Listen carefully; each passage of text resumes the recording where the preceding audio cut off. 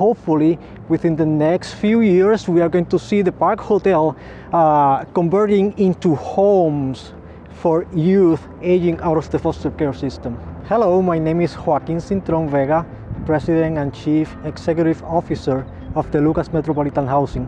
The Park Hotel project was an initiative of my predecessor.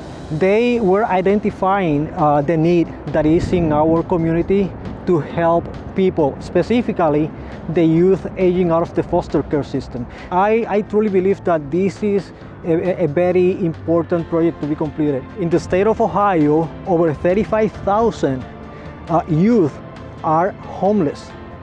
Out of that amount, 89% of them are ranging between 18 and 24 years old.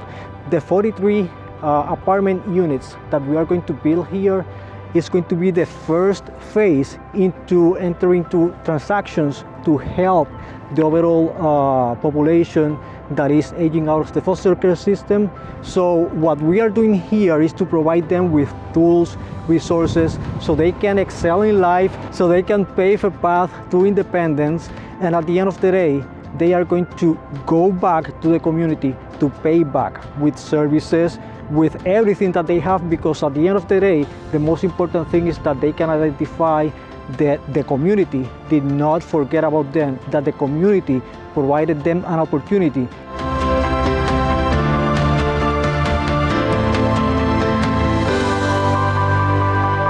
It's a transitional period. We won't kick them out, but the expectation is that many of our residents will stay anywhere from 12 to 24 to 36 months and then move on.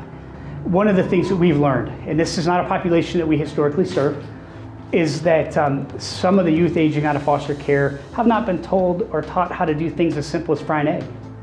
So they get emancipated at 18, they leave their foster care environment, and in many cases they don't have basic life skills training.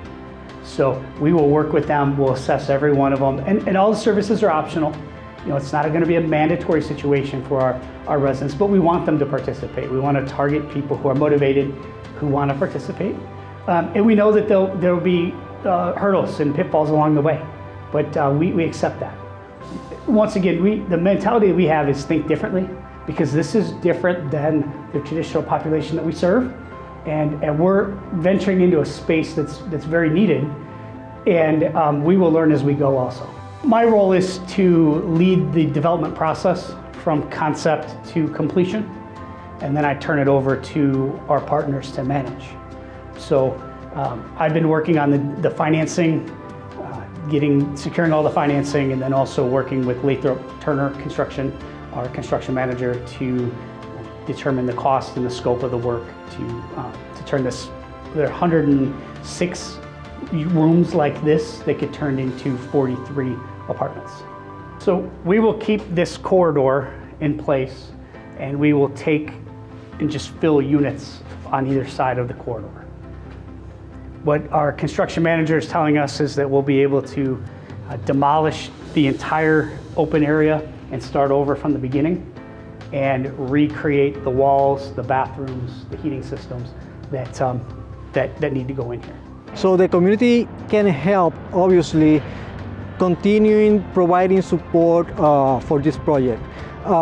Continuing supporting the project means to keep talking about it, to keep understanding that there is a need that up to this point is underserved, and we are taking steps as an agency that provides housing solutions to close that gap. And in that process, it's important that the community keeps providing support, talking to the elected officials, the people that at the end of the day have the power of the vote, to push forward the agenda that at the end of the day will result into the Park Hotel project.